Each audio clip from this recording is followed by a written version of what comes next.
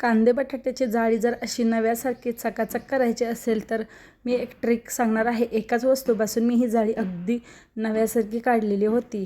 तर आपल्याला इथे साबण, केमिकल किंवा कोणतीही लिक्विड वापरायचे नाही, तर फक्त एक सिक्रेट वस्तू वापरून आपण ही जाळी अशा प्रकारे नवीन चकाचक अशी करू शकतो। कितीही चिकट डाग पडलेले असतील तर ते अगदी सहजरित्या निघतात, काहीही झंझट नाही व अगदी झटपट असे निघतात। तर चला तर मग आपल्या व्हिडिओला सुरुवात करूया। जाळी माझी कशा प्रकारे तेलकट झालेली आहे, तर मी जास्त तेलकट केलेली आहे कारण तुम्हाला व्हिडिओ दाखवायचा होता। अगदी एकाच वस्तूपासून ही चकाचक अशी निघते। तर पहा, अगदी चिकट झालेली आहे, तर ती कशी स्वच्छ करायची तर ते पाहू। सर्वात आधी जाळीवरती सर्व पाणी मारून घ्यायचं व एक सिक्रेट वस्तू म्हणजेच जी आपण शिल्लक राहिलेली जी कोलगेटची बॉटल आहे तर ती अशा प्रकारे कट करून घ्यायची। तुमच्याकडे नसेल तर तुम्ही ते नवीन कोलगेटची बॉटल आहे त्यातील कोलगेट वापरली तरीही चालेल, पण अशा प्रकारे आपण फेकून देणार आहोत तर त्याचा एक उपयोग केलेला आहे। तर तुम्ही जर एकदा ही जाळी या कोलगेटने घासली तर तुम्ही इथून पुढे कोलगेटची बॉटल फेकून देणार नाही, तर ती अगदी जपून ठेवताल। तर नक्कीच ही ट्रिक वापरून पहा।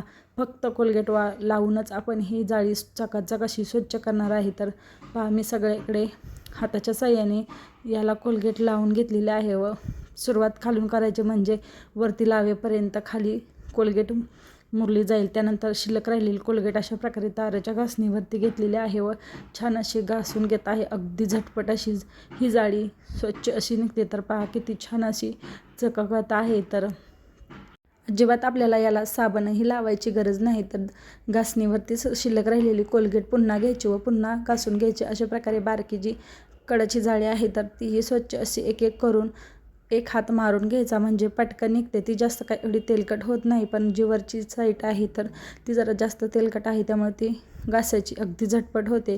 तर आता इथे मी तुम्हाला धुवून दाखवणार आहे कशा प्रकारे स्वच्छ निघते। तर पहा, मी आता पाणी ओतून दाखवते। एका पाण्यामध्येच आपल्याला लगेच कळेल कशा प्रकारे स्वच्छ झालेली आहे ही जाळी।